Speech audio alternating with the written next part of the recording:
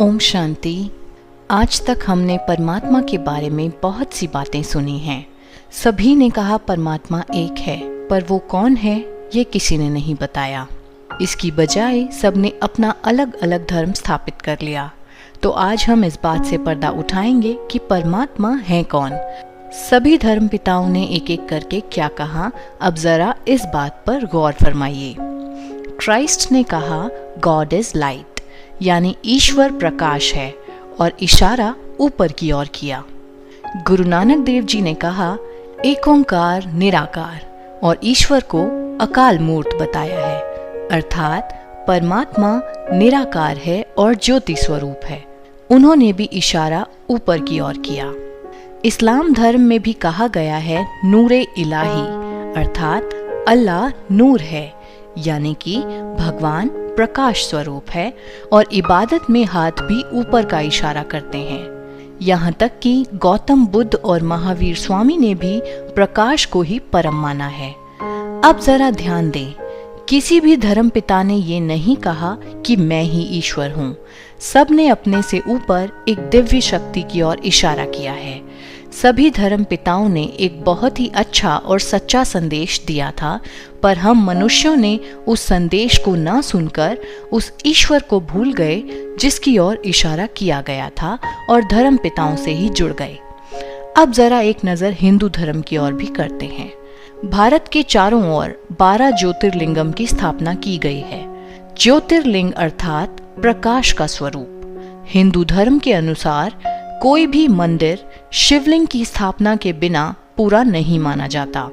हर मंदिर में सभी देवी देवताओं की मूर्तियां हों यह जरूरी नहीं, पर शिवलिंग ना हो ये हो नहीं सकता। रामेश्वरम में श्री राम को शिवलिंग की उपासना करते दर्शाया गया है। गोपेश्वरम में श्री कृष्ण को भी शिवलिंग की उपासना करते दिखाया गया है। कैलाश पर्वत पर शंकर जी भी ध्यान अवस्था में बैठे हैं। ये तीनों देवता यदि खुद ही ईश्वर हैं और परम हैं, तो ये अपने ऊपर और किसकी उपासना कर रहे हैं? पूजा या उपासना केवल उसी की जाती है जो हमसे श्रेष्ठ हो।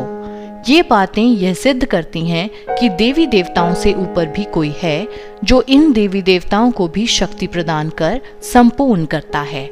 जैसे कि यदि आप देखें तो माँ सरस्वती को विद्या एवं संगीत की देवी बताया जाता है। माँ लक्ष्मी को धन की देवी बताया जाता है। इसी प्रकार श्री गणेश को विघ्न विनाशक कहा जाता है और हनुमान जी को महावीर कहा जाता है। पर क्या किसी ने ये सोचा कि इन देवी देवताओं में ये भिन्न भिन्न शक्तियाँ कहाँ से आईं और किसने दी? अंग्रेजी में एक कहावत है, everyone remembers the king but no one remembers the king maker, यानी कि राजा को सब याद रखते हैं, पर राजा को जिसने बनाया उसे कोई याद नहीं रखता। हमने भी ठीक ऐसा ही किया है। सबने इन देवी देवताओं का स्मरण तो किया, पर किसी ने ये जानने की कोशिश तक नहीं की कि इनको ऐसा सर्वगुण संपन्न और शक्तिशाली किसने बनाया। ईश्वर वो होता है जो सबका पिता हो। ईश्वर वो है जो परम है, जिससे ऊपर और कोई नहीं। ईश्वर वो जिसे सब धर्म माने।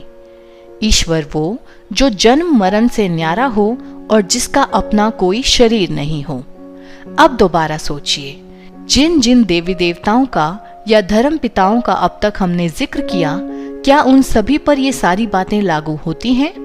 तो आप पाएंगे कि सभी का अपना अपना शरीर भी है। या तो वे केवल अपने बच्चों के माता पिता हैं या फिर अपने धर्म विशेष के पिता हैं। इनमें से ऐसा कोई भी नहीं जिसे सभी धर्म माने। सभी ने अपने से ऊपर एक दिव्य अलौकिक सत्ता की ओर इशारा किया है। इन सभी ने जन्म भी लिया है और देह त्याग भी किया है। तो अब तक जिनको भी ईश्वर मानकर हम याद करते आए, वो ईश्वर है ही नहीं। ईश्वर अर्थात निराकार परम पिता शिव परमात्मा, जो एक ज्योति बिंदु है, ऊंचे से ऊंचे धाम परम धाम का रहने वाला है, जिनका हम मनुष्यों के मुआफिक शरीर ही नहीं है, जो जन्म मरण से न्यारे हैं और कालों के काल महाकाल हैं। निराकार होने के कारण जो आज तक गुप्त था और हम सब उसे शरीरधारियों में ढूंढ रहे थे, जिसका इस धरती पर निवास नहीं है, जब धर्म की अति ग्लानि होती है तब उसको परम धाम से आना पड़ता है। वह आकर के अनेक धर्मों का विनाश करके एक सत्य धर्म की स्थापना करते हैं। उनके अवतरण का समय ही केवल संगम युग है।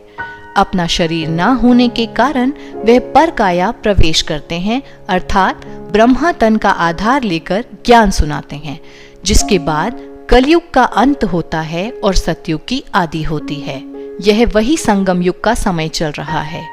संगम युग अर्थात कलयुग का अंत और सतयुग की आदि के बीच का समय।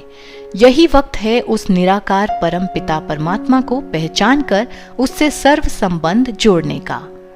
तो ये था परमात्मा का सत्य परिचय।